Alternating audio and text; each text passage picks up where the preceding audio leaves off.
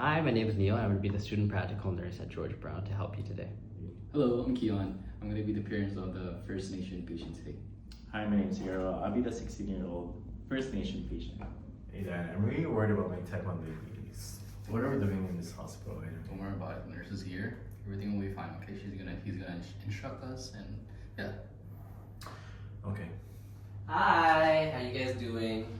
My name's Neil. I'm a student practical nurse at George Brown, and I'm just going to demonstrate how to kind of give you guys some insulin. I heard you guys just got type 1 diabetes, and I just want to kind of perform to you and show you how insulin pens work. So I just want to explain how diabetes is kind of affecting you. I understand that you guys are First Nations, and I just want to give you a way that your beliefs and our medication can be incorporated together. A lot of the times Western medication and like your First Nations beliefs can be incorporated together, and I want to demonstrate to you guys how you guys can feel included while taking in this medication. So just by starting off, doing things like prayer, smudging, or having some herbs taken, or any other ground tyral beliefs that you guys may have, you guys can incorporate before or after taking the injection. This can help you guys with stabilizing your mind, relaxing yourself before taking an injection. I understand you are 16, injections may be a little scary, but this is a way we can kind of calm your nerves before you're taking the injection. So just before I get started, I want to ask you guys some questions. So could you mind telling me like what you guys eat to a day-to-day basis, maybe some regular dietary habits and others of the sort? Okay, that's a really good question. So living on the reserve, we don't really rely on groceries. So it really depends on the season that we have. So sometimes it's really snowing, right? Then we don't have access on harvesting any vegetables, fruits, and hunting any fish. So it really depends. And sometimes in summer we have some fish, we have a lot of vegetables and a lot of meats. Then it really depends on our meal changes with the season and what our community has. And you also mentioned that in terms of medical care, that we always do some rituals that we have, such as smudging, praying before doing some kind of medications. This is because it helps us to stay calm and have a positive space. I'm really concerned about the needles. Is it gonna hurt, or it really makes me nervous? Those are great concerns to have, and I totally understand you guys' concerns. Especially with the food, I want to talk to you guys a little bit about some things you should keep in your diet. You see, insulin, what it does is it stops your receptors from having so much sugar, so that we consider that blood glucose. So when you have a blood glucose monitor, which you'll get eventually, I think the doctor will prescribe you that, it's kind of to check how much sugar your body has in that moment. So we need to monitor you for not having too high sugar, but you also don't want to have too low sugar. So things like that, we kind of mentioned in your diets, maybe try to refrain from having so much sugar, having maybe too less sugar is also bad. You want to keep it in a decent range. Also, is this too much sugar? it depends. How many did you eat? Did you eat the whole thing? Did you have only one? Did you have? I ate the whole box. Okay. Well, don't worry about it. It's not that big of a deal. You know, a lot of our patients, they eat a lot, and that's why we give insulin, right? Because that's going to lower that blood sugar level. So you can keep eating stuff, but you kind of have to maintain it in a way that your insulin pen isn't going to give you too much blood sugar, right? So now on top of that, I want to talk to you guys about the needle. So the needle is a small needle. It's given to you at a 90-degree angle, so it's so small that you couldn't really even bend it too much. It's a quick hold to your stomach, and then you kind of inject it in. So I'll just kind of show you. So this is the needle we have, and it's very nice to see. It's very tiny. There's a way to change the units on it. So we'll talk a little bit more about that in the student process, but for the moment, don't be too worried. The insulin injection does not hurt. It's very tiny. And it's very easy to manage. You can keep it around in your backpack. If you go to school, let's say you guys are going hunting or something, you can keep it on you at all times.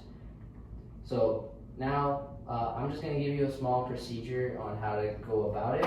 I'm also going to give you guys this pamphlet. So this pamphlet is just going to talk to you a little bit about how to incorporate your First Nation beliefs and a little bit of how we want you to take in the insulin to keep you safe. Of course.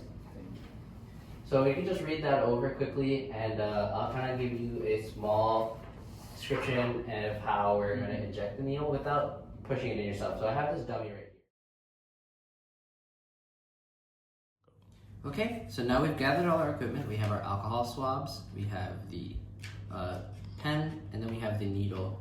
And this is gonna be our test dummy. So first things first, we're gonna swab with alcohol wipe around the injection site. So one swab inside, one swab around. After that's done, now we can start prepping our insulin pen. So we have our pen, we have our needle. So first we're gonna put the needle on, twist it clockwise. Then we have to prime it for 2 units. So we're gonna put 2 units in, and then we're gonna prime it. So we're just gonna quickly put in 2 units, and now it's primed. After you see any form of liquid come out, you know it's primed. Afterwards, now that we have our injection site ready and we've cleaned our needle, now we can go into actually inserting the needle.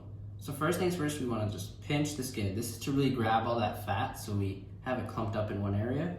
And then at a 90-degree angle, we are going to insert the needle, and then we're going to press down all the way. After we press down all the way, we want to we're going to stay for about 10 seconds. So 1, 2, 3, counting helps. Count till 10, and then take it out the same way you put it in. So now after, you want to apply pressure just onto the site, leave it there for maybe a couple seconds, but make sure you do not massage or try to like stroke the area anyway, try to move it. I think keeping it here is the best method because it can lead to swelling if you massage it or you try to caress it a little bit too much. So afterwards, you're basically done. You can get rid of your needle now. So after safely putting back on the tip, we can get rid of the needle, and now it's gone. Dispose of it, but we keep the pen at all times. So now I'm going to ask you guys to quickly demonstrate it for me, just so I can see your understanding and where you're missing some information, and we can go on from there. All right, son, as the nurse demonstrate everything, do you want to demonstrate to him and what he did? For sure. I think we just need 3 things here: the syringe, the needle, and just to connect it, right? Yeah. I think this looks right. And then That one's already connected. Okay, so I think the next step is going to clean the site. In words, well. Is this correct? Yes, you're doing great. Alright. You can do 1 swab, but that's great. And then open the needle. Oh wait, no. I have to get the dose. Yes. Perfect, yeah.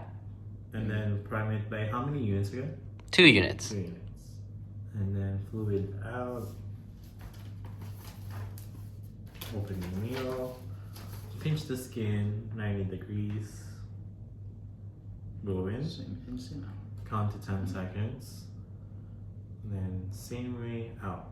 Perfect, that was great. Sorry, how do you safely put it inside again? So we'd scoop it up as if it's like ice cream. So yep, Just just like a this? quick scoop, lift it up, and then push it down. Okay, Perfect. Alright. I Is think that you correct? forgot something, son, and if you feel any blood, you should feel pressure, right? Apply pressure. Yeah, that's great. It's great that you have a dad who remembers and can tell you these things even when you forget. This is a learning method for you and your whole family. So, any other questions? Do I need to take insulin if I'm feeling really tired and lethargic?